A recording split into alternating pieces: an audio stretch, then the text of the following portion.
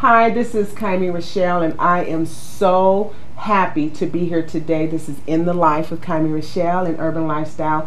And finally, I am featuring my girl, Miss Kim Carter, Executive Director of Time for Change Foundations. I just think that she is just so great.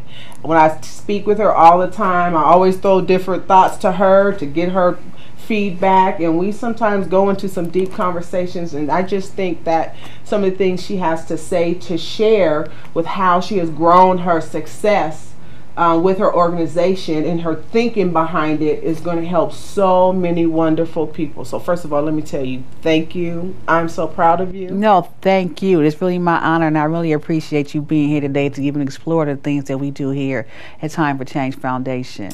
Right. Now, before we get into that, tell us a little bit about your history, because I went to an event that was a Christmas event, and you were receiving an award. I didn't know that you were going to get an award. And then when you came up to the mic, you started preaching. Did I? Now, you might have not have thought you were preaching, but you were preaching because you were telling your story of where you came from and how God delivered you and how now you're using that transformation to help other people. So I guess I was preaching then. You were preaching to some people. Okay, so let me go ahead and preach then, because I love to share the fact that, you know, God, you know, took nothing and made something. And one thing that I like to do is let people know that because I was formerly incarcerated, because I was addicted to crack cocaine, I was homeless, does not mean that God does not have a plan for people in that predicament. So when you see somebody on the street who may be laying on the side of the road, that could be the next Kim Carter, because I was that person on the side of the road.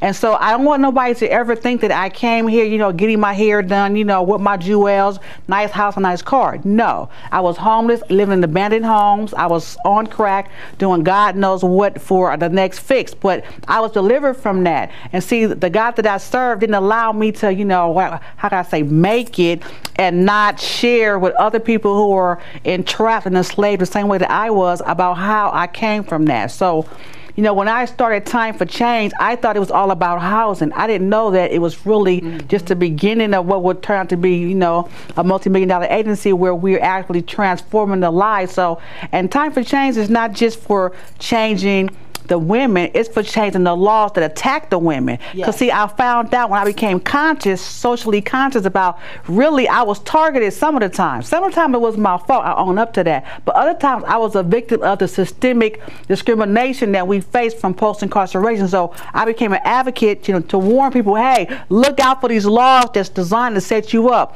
Hey, look out for this system that undermines your ability to get your kids back, you know, to take care of your family. So that's how I became, you know, the Kim Carter, the advocate, the pioneer, the trailblazer, or what have you. What are some of the obstacles that you faced for funding, for growing, for Time for Change? Because a lot of things when you first started have changed from then to now, and how you apply for grants, who they're giving grants to, and so forth. And sometimes people just see the final product. Yes. They don't see that you're in the office researching and connecting and doing that background networking to make things happen. So, well, what I would say is that, you know, initially I had to learn a lot because I didn't know how to run an agency. I didn't have my 501c3, so I had to go educate myself. When it came time for the funding, I needed to, you know, address those funders to find out what's your qualifications, what do you need to see in the agency, what do successes look like that you want me to profile in order to feel worthy of your funding. One thing that happened, I found out that you could have the best program with the best product, but, you know, because money is, the way money comes to the community is discriminatory as well. Right. So for example, we have communities that are underserved, and a lot of people will take our statistics and say, you know, there's X amount of homelessness in this community, there's X amount of people that's, you know, on drugs, X amount of money, people are in gangs, but then when the money comes down to serve that need, it goes to areas where that's not what's happening. Right. And so I start saying, hey, wait a minute. How is it that the money came down based on our statistics but didn't come to the agencies in this community? And so I became the person who would, you know, cry foul. wait a minute, it's not to say that my agency is the best and that you can't fund other agencies, but you're not going to, you know, look at this community who's been disinvested in, you know, disenfranchised, you know, no housing available, blighted, and say that you have invested here. You have not invested here. Right. So I started following the money. Now, by trade, I'm an accountant. So, okay, you know, the Lord blessed me to really, really be good with numbers a long time ago. So with that, I found that I could be the person who prepared the budget. Okay. I could do cost analysis. I could actually give you a spreadsheet and a breakdown. So I wasn't ignorant in that field, and that kind of made people say, okay, she knows what she's talking about. Because most nonprofit EDs are not familiar with right, the financial end of it. Right. Well, that's my backyard. So I was able to do that, and then I just kept knocking on doors. I just kept, you know, demonstrating and profiling my program. Stayed in the newspaper constantly. This is what's working. This is success.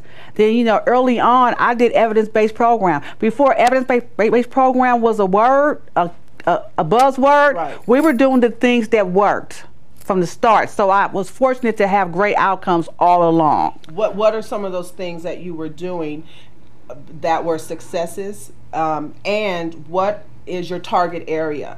Like, for example, we don't bring a homeless woman in for 30 days and put her back out homeless. Okay. For me to be successful with that client, I need to first assess all of her needs.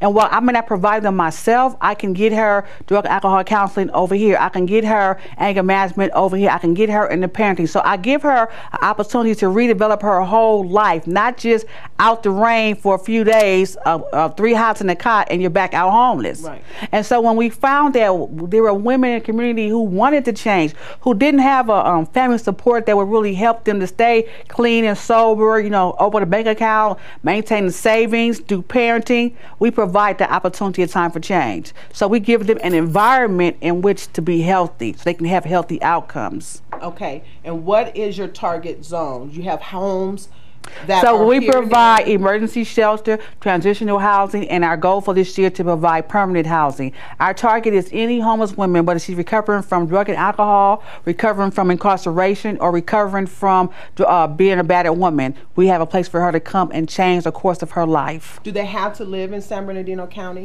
We don't care where they come from, as long as they come here and they're willing to change. So our market is, if you're willing to do the program, the classes, the education, the counseling, and we will help you become self-sufficient. If you want to become self-sufficient, come to us. If you don't want to become self-sufficient and you're just trying to hang out or something, don't come to us, because our program is too rich and too intense, and you will be identified as having a lack of enthusiasm early on.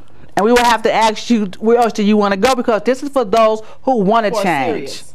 Exactly. Who's serious? Exactly. In the program that you have, I remember speaking with you before and asking you, you know, why don't you go get like a bigger facility and have, like, you know, several 20, 30, 40 people in there, and you stated your program is designed for smaller groups. Because we use the family model. So we take a woman with her child. We're trying to teach her how to parent her child, provide for her child, education, health, wellness, nutrition. So to do that in a very large setting, it